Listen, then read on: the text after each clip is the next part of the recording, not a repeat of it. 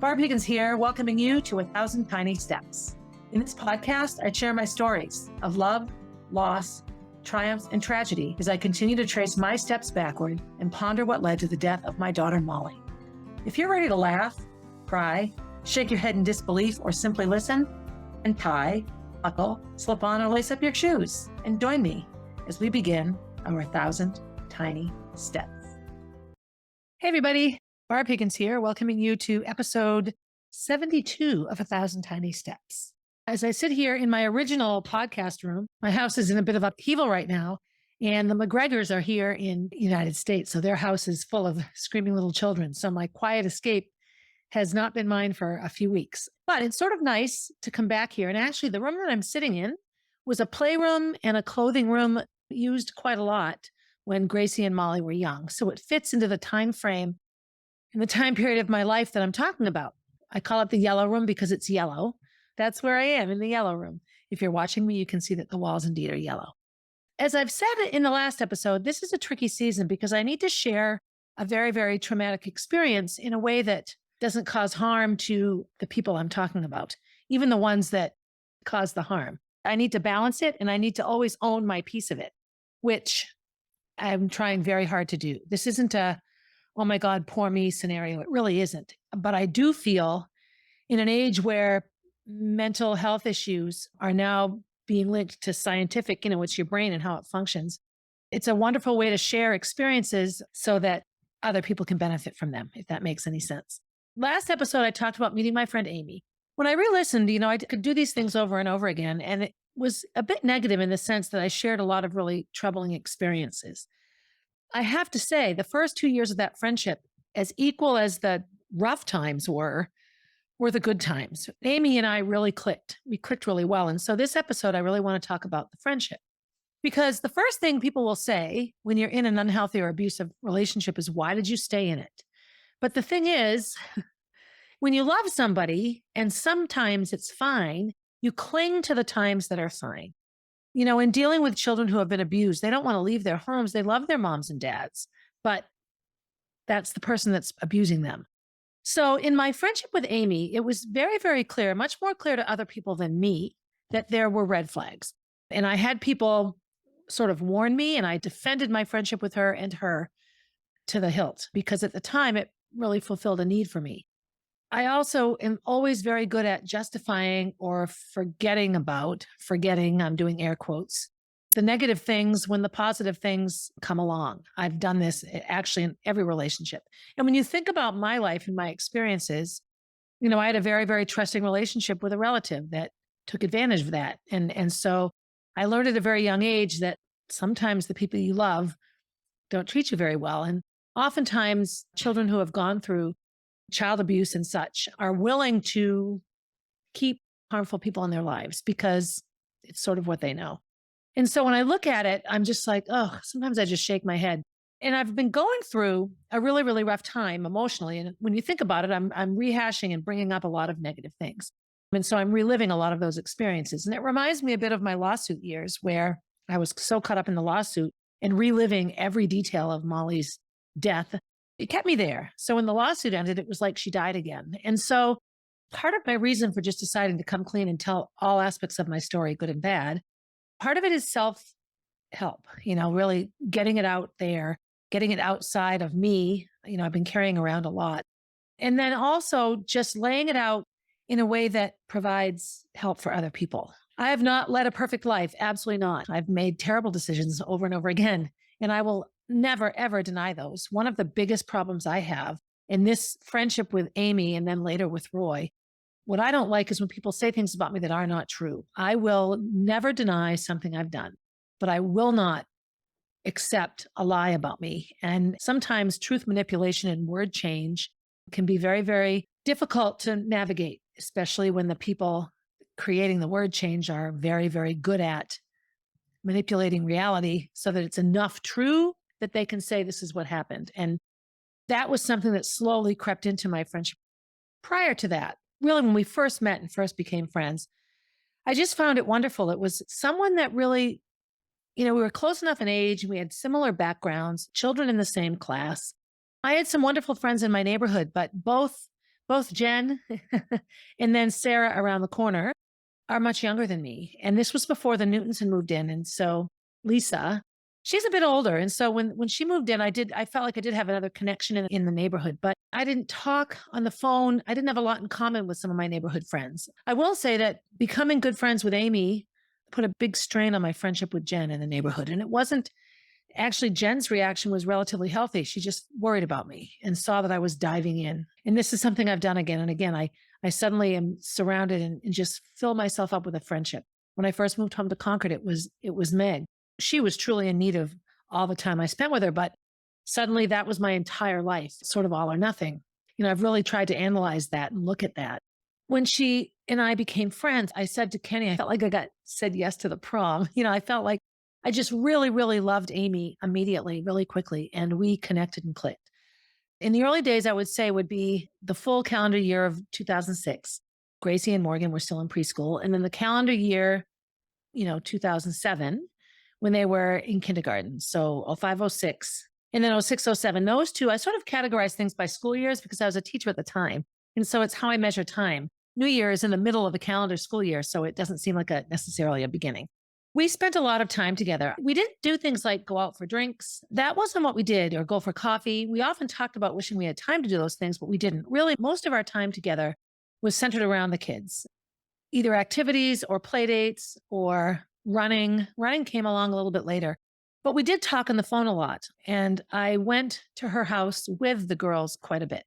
She would come to my house sometimes, but oftentimes, her husband was a pilot, or still is a pilot. And so he was gone for chunks of time. So, it's one of those things where I had this friendship that was a certain way when she was alone. And then it suddenly shifted when Roy came back. That's not necessarily uncommon. You have the house to yourself with your kids, and then now suddenly your partner's back and you have a few days where they're there. And so in hindsight, and looking back at it now, some of the differences were stark, perhaps should have been a bit of a warning, but they weren't. When I look at my list of things that really, really I still miss that kind of friendship and loved about Amy right away, was that I had somebody that could talk about mommy time a little bit. Both Gracie and Morgan had significant educational issues at the time. And so we talked about that. We talked about teachers. We talked about, they were new here. Amy was new here. So places to go and things to do. And we spent a lot of time together. I do remember the one strife it caused was with my mother, and I talked about that. In the wintertime, that first winter, we talked on the phone a lot. It was just social things. I got them sliding at Weiss Park. And so we met for sliding one time. When the summertime came, in the summer of 2006, there's a pool within walking distance. And so many neighborhood kids from all around the park would come to the pool. And it was a pool designed for little kids with the buckets, in the big umbrella that rains down. And so we'd bring lunches and we'd go to the pool in the morning and we'd sit and swim. And then we'd eat our lunch in the playground. And then we'd go back into the pool when it opened after lunch. And those were fun times. The girls loved to swim. Morgan was a fish, much more so initially than Gracie, although Gracie and Molly got there. At that time as well, things with Kenny and I were going really well. Gracie's last year of preschool and kindergarten, and then Molly going into preschool. Those were happy times for us. His business was struggling and we were having some financial issues. It was in that time period that we redid our mortgages. I owned 2 homes at the time, the one I'm living in now. And the first home I ever bought, this little brick house on Albin Street, which I would love to buy again someday. I loved that house. My parents were living in it and I wasn't making money on it, but I wasn't losing money either until we refinanced. And we had these 15-year mortgages and we were 5 years in. I would have owned 2 homes. We started to have some financial troubles and Kenny wasn't super honest with me. He just, he had a big divorce settlement with his first wife, Karen, and he had to give her a ton of money.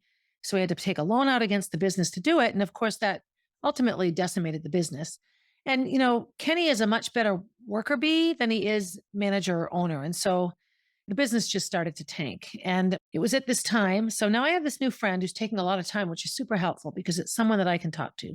But at home, things are secretly not known to me yet, falling apart. And I remember going to the bank and the banker saying, Barbara, do not do this. Do not do this loan, this financial loan. Actually, that loan occurred when I was still pregnant with Molly. So let me reframe the fact that during that time, what happened was it was time for Kenny to take a loan out against the business because he could again and pay me back. It was during those 2 years, I think it was 06 or maybe 07, right around that time where he took a loan out and didn't pay me back. He paid a bunch of other stuff. That was our money that I would have taken $80,000 and put it toward a number of things, cut down the mortgage a bit. It would have helped us immeasurably, and I never got it. That was a big issue. And these are things I shared unabashedly with Amy. And she shared things with me as well. Oftentimes our runs were total best friend bitch sessions about our husbands and what we didn't like. I didn't spend a lot of time with Roy, nor did she spend a lot of time with Kenny, but she spent a lot more time with us as a family than we spent or I spent with her as a family. When Roy was home, it was the doors were sort of closed and they had their family time. And that I understand. Roy was the father figure in that family. And so when he was home, he would either want to be working on things or having family time. And that's not an unpositive thing. What was odd to me sometimes was the change in Amy's behavior. And it became clear to me that she really sort of behaved one way when he was home and a different way when he wasn't. And maybe that's true for everyone as well. I'm not passing judgment on it, but that I remember being a little leery of. As our friendship went along and we got more and more into activities together, the telephone time was often an issue. And what happened for me is that oftentimes it would be evening and it's a weekday evening. And I'm not sure how she managed to have free time or if she just talked on the phone while she did things, but I didn't want to be on the phone at night. I was away all day. I was teaching all day and then coaching. I had been surrounded by people. So when I got home, I really just wanted the home time. So that was often a bone of contention for us. She immediately assumed that I didn't like her or that she wasn't important to me. None of these things were true. And the constant reassurance was sometimes tiring because I just felt like she didn't believe me, I guess. And the other thing was sometimes in our conversation, she'd spit things back to me. So, for example, we talked about, I had been in AA for a long time, well, 8 years in my younger years. And then, I was an active drinker, not alcoholically at that time. And I said to her, what AA fixed for me was as a child, I was told by authority figures in my life to lie, to keep things secret. And I said, I didn't have a hard time quitting the drinking, but when I really went through the steps, it fixes everything. I mean, anyone with any issue could benefit from AA. And I said, it really told me I didn't need to make up stories or lie to be safe. And I remember her coming back in a conversation with me and saying, well, you're a compulsive liar.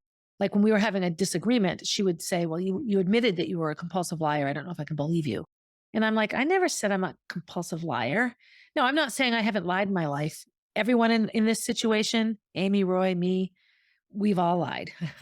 We've all been truthful. And so those were little things that went along. Some of my fondest memories. So I was big into birthday parties. So in April of 2006, so that was their preschool year, I always combined the birthday parties. So Gracie and Molly would have a big combined party and I would invite all of Molly's friends. It would be huge, all the neighborhood friends, their school friends. And so Morgan came that year. Her big sister came too. She would come a lot. She's super helpful. Teresa was unbelievably helpful. What can I do to help? What can I do to help? And she also loved the toys and things. I just got a kick out of watching her. She was just curious about everything. We had this amazing birthday party and it was a blast. And Morgan was a big part of it. And I think enjoyed herself. I don't know. But as Amy and I got to know each other, she would offer to help on these things and then ask for my help on her end. And I remember that being really a good thing, I think. Over the summer, because we have a big yard, the biggest yard in the neighborhood, really, we often had, neighborhood parties in our yard. And I remember one summer, I think it might have been the summer after kindergarten, but it was in this 2-year time frame. We had a big party and it was one of the few times that Roy actually came over. And we had a ton of people there. And we had these little tykes playhouses in the yard. And all the kids are running around, sort of have the women. And so I look over and Roy has all these kids piled on top of a playhouse and he's shaking it like crazy. Ah! And the kids are holding on and laughing and laughing and laughing. It was a blast. And that was actually, there's a graphic of Amy and me on the website and stuff or the podcast site. And we're face to face. And that was the party. It was that party. I remember after that, it had just been such a good time. We'd all had so much fun that everyone really felt good about it. And it was a bit of a relief. I believe that was going into kindergarten. That was an amazing time. So many birthday parties they were a part of in the 3 or 4 years until we were no longer friends. Always were at each other's birthday parties. I remember Amy hosted a birthday party for Morgan. And so I helped her a ton. She put everything together, a beautiful cake, the decorations, the party favors, all of that. But in terms of orchestrating the children, as a school teacher, that's not a problem for me. And so I really just took charge and orchestrated the party for her. And she was so grateful afterwards. And it was a lot of fun. We sang happy birthday so loud. Oh my gosh. And it was fun. And Amy did this amazing job. She invited John, the bus driver, and some other neighborhood adults. And it was just a wonderful time. And Roy was there. And this was a time that I really sort of took notice of him. Somehow the conversation got to ADHD, and I'm not quite sure why. He gave a big oration about why he thinks, ADHD is overdiagnosed, which it very well could be. And, that it's not an excuse for not getting things done. I mean, it was just sort of as a special educator. I remember the bus driver, John, Mr. John, we called him, and I sort of looked at each other and he just went off and off about all the books he'd read on it and all of this. And that will become significant later on because that was often his response to things that he disagreed with. And so I remember just being off because he was sort of off to the side, didn't really take part at all. And I remember it was late afternoon, he's, having a beer, which I guess it's fine, adults can drink. But for me, when the party's about a child, it's about the child and everyone should be involved in that piece of it. It's not an adult entertainment time. Although some birthday parties are. But I remember that as a significant time because I felt like we were just good friends. We were helping each other out. We had a lot of fun that first summer, tanning in the yard. She'd come over. She had this big, beautiful house, but no yard at all, really not a lot of space to play. And there wasn't easy inside outside access, meaning in my house, you come in the porch and you're in the kitchen and the next room is the playroom. And so it was easy to run in and get toys and run out. And there was a lot of good interchange there. We had a huge driveway gated in. So riding big wheels. I remember Morgan's favorite thing. We had a big wheel, but it wasn't like a standard big wheel. It was a little bit smaller. It had like a handle on the back. You could push a child in it. And her favorite thing to do was ride that thing back and forth as fast as she could. Gracie didn't have a lot of interest in it. Gracie would be sitting and playing with something.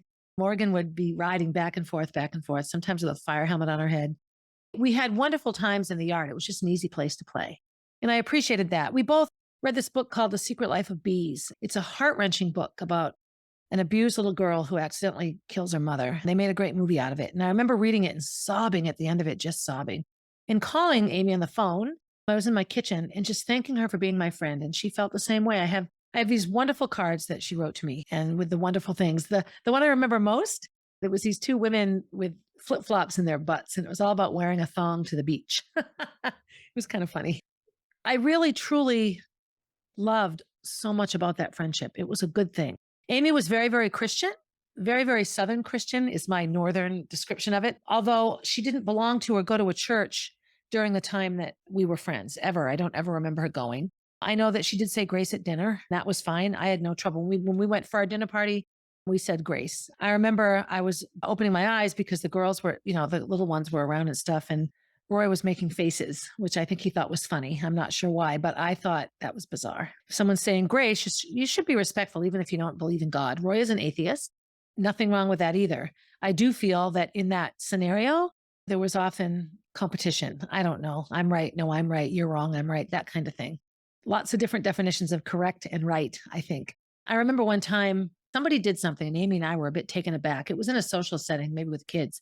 And she leaned and said, thank God for good Christian women like us. And I'd never talked about religion with Amy. I guess the assumption is anyone in America is Christian, and I belong to the Baha'i faith. And so I told her a little bit about it, but religion wasn't a big conversation for us. It really wasn't. It was parenting. It was motherhood. It was, household chores and all of that kind of stuff. We really talked about the day-to-day grind of life. And it was really a wonderful thing for us. As the friendship went along and we got closer, her wanting to step in and overstep boundaries became really significant. Before I started talking today, I really, really looked at unhealthy relationships and healthy relationships, good old Siri, and the things that you should look for in friendships that are healthy. And the biggest thing in healthy relationships, foundation for healthy friendships, boundaries. And I've talked about this. I have a hard time with boundaries, not necessarily jumping over other people's boundaries, but letting people jump over mine. And I just have a long succession of it. When I look at friendships, like when I think of my time coming back from BU and from Boston. So, jumping in with Megan and really letting that take over my life. She didn't consciously overstep boundaries, but I let every boundary I have down. I didn't create barn time for myself at all. Oftentimes I went for my runs at midnight because I needed to get the run in and I had spent the whole day with Meg. So I look at how I jump in wholeheartedly to these friendships and relationships. Amy and I shared everything, and she really wanted one of those fluid friendships where she could just come over. I think she had a really, really good friend before she moved here in the place she lived before. And they were neighbors, I believe. And she said, it was just so great. We could just walk into each other's houses. But for me, I wouldn't just walk into somebody's house. And I actually do remember a time where I went to her house and knocked and no one answered. So I walked in and it was a bit uncomfortable and I wasn't quite sure why. Just said, well, I knocked and knocked. I'm sorry. I apologize profusely. The number of times that I came home and Amy was either in my kitchen or in my yard. And oftentimes it was dinner. More than once, I'd come in and Kenny's cooking dinner and Amy's there with Morgan. And it's like, what? It was really, really just difficult sometimes. I don't feel that the boundary piece of our friendship was healthy at all. The other thing is communication. So oftentimes I felt we had communicated things a certain way. And when we would reiterate what we had said, she had a very, very different outlook on it than I did. I wouldn't say she was gaslighting me at all. I just think she and I really looked at things differently. And I would remember something one way and she would remember it another, which is also very, very common human behavior. A good example of this in our friendship consistently was she would insist I had committed to something. And I would say, no, we talked about it, but we never said we were going to do it. As I grew into the friendship, I started realizing I really needed to be clear. Okay, we have not committed to this yet. More than once when I came home and she was here, I was in the middle of 50 things. What are you doing here? We didn't have a planned visit. And she would bring up, well, we said we were going to do this. Well, yeah, we talked about doing that, but we didn't do it. That was difficult for me to navigate sometimes just because I didn't want to feel like, I wasn't following up on my friendship. Another big memory I have that comes around boundaries and that comes around just my willingness to put myself out there in a way that doesn't come back. Roy's father bought him a boat. And so he drove it up here. He didn't tell Roy he was buying him a boat. He bought it and got a good deal on it, I think, and brought it. And they did not have a yard or a space big enough for the boat. And so I offered behind our barn, we have this huge empty space. Now it's a beautiful lawn. We've made it a beautiful lawn. And I remember the time Roy was like, no way, no way, no way. And I really didn't mind. And my drive to do it was on some levels, as sad as this sounds, to prove to Amy and to them all that I was a good friend, that I was there for them. And so that boat, we sort of joked about it like, yeah, we have a boat. There was a lot wrong with the initial boat. And so his dad found an identical boat and bought that as well. So now there were two boats. And I can remember Roy being very frustrated by this, but that wasn't my story to deal with. But while the boat lived in our house, there was a lot of that family around, which was not a problem. I got to know Roy's dad really well. He spent a lot of time. He'd come over. He came and stayed with them for a while. And he came to the yard and we talked. He shared all this stuff he knew about different trees and things. And oftentimes I would come home and Roy would be working on the boat. What happened more often than not is that Amy would send Morgan along with Roy. So whether or not anyone was home, Morgan would be playing in the yard. And we had a great yard for playing, so I didn't mind. But there were times where we had other things planned or something was going on. My mother had an activity with Molly and Gracie. And then there's Morgan all by herself outside. And so you don't want to leave a child outside, but you hadn't planned on a play date.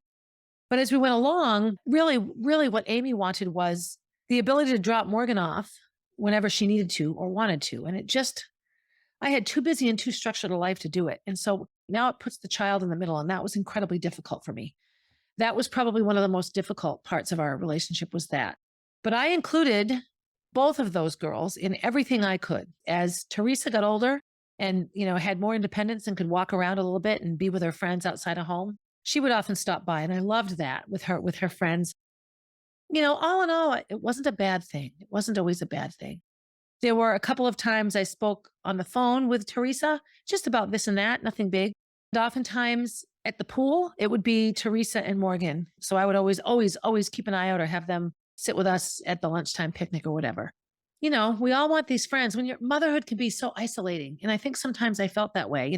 My job at the high school was wonderful, but the community of teachers I had there, I started at Concord High School in the fall of 2004. And so I'd only been there a year before I met Amy. And my first year was terrible. I wasn't the candidate that the health department wanted, but the PE and health, they did not want to hire me at all. There were a couple of people in that department that I don't know why, because I didn't know them. They just didn't like me or I rubbed them the wrong way. That's not abnormal either.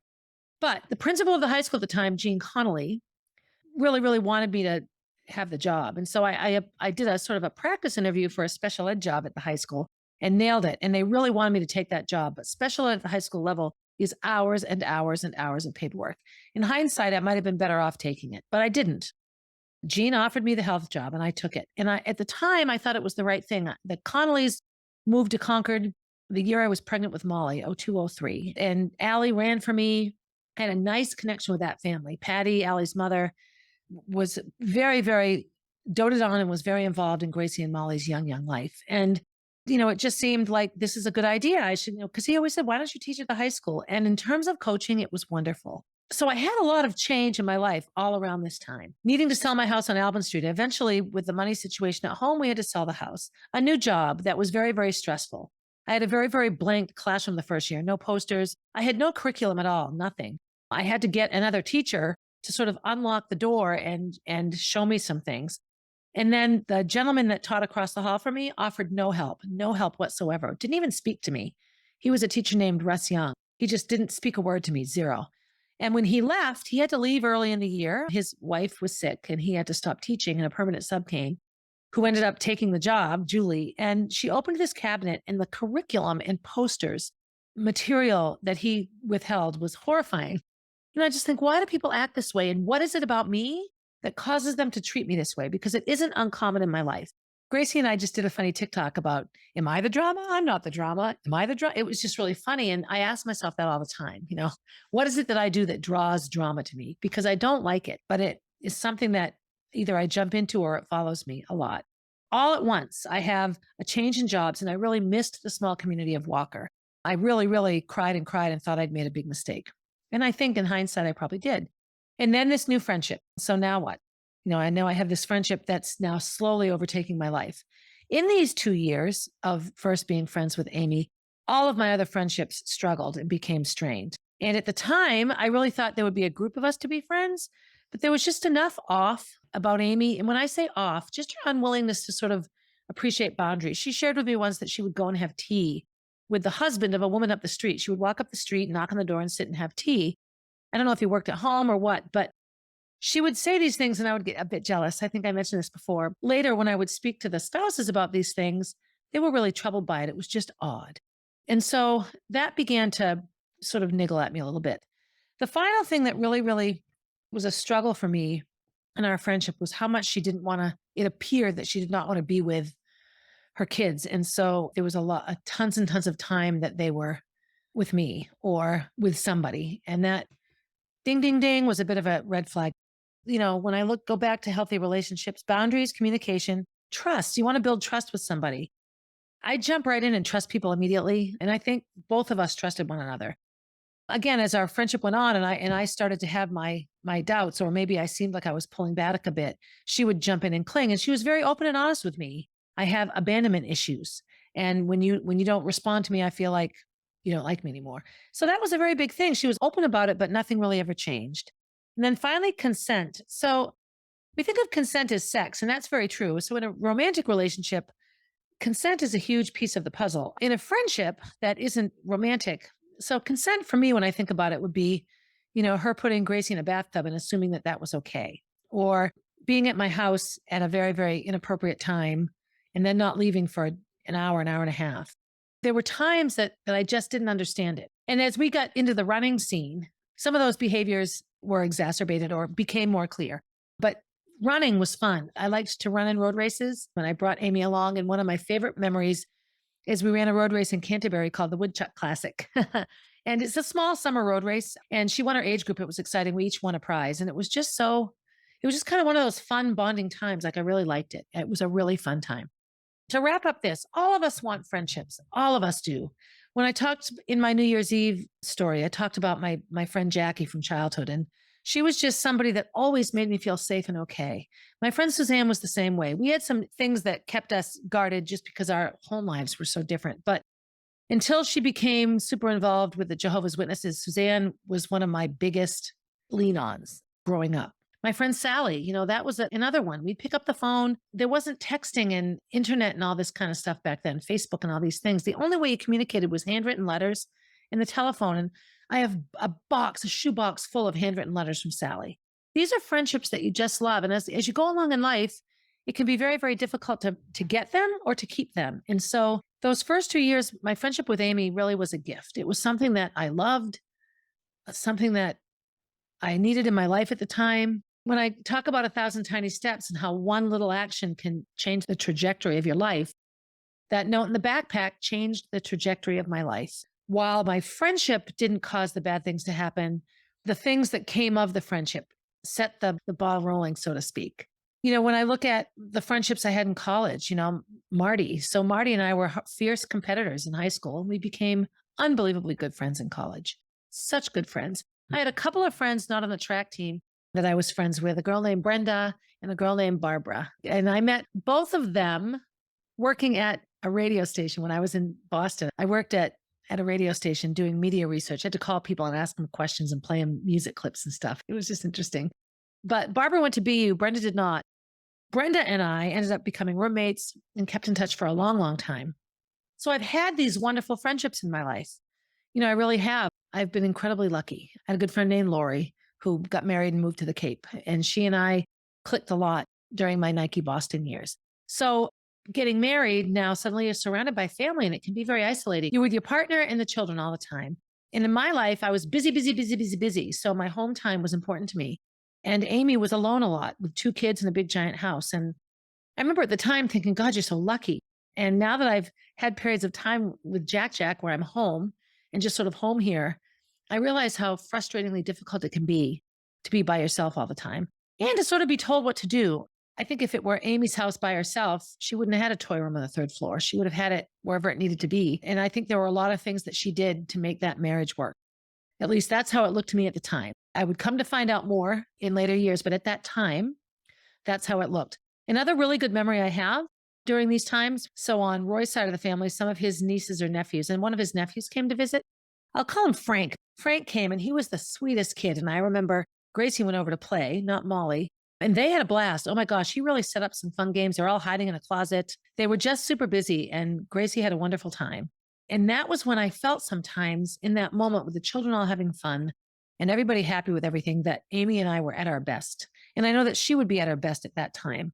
There was a big piece of her that loved being a mother. And in the times that Roy was on a trip, the house was a disastrous mess, which isn't something that Roy could handle at all. And I do remember on more than one occasion, massive quick cleanups so that the house would look good when he got back.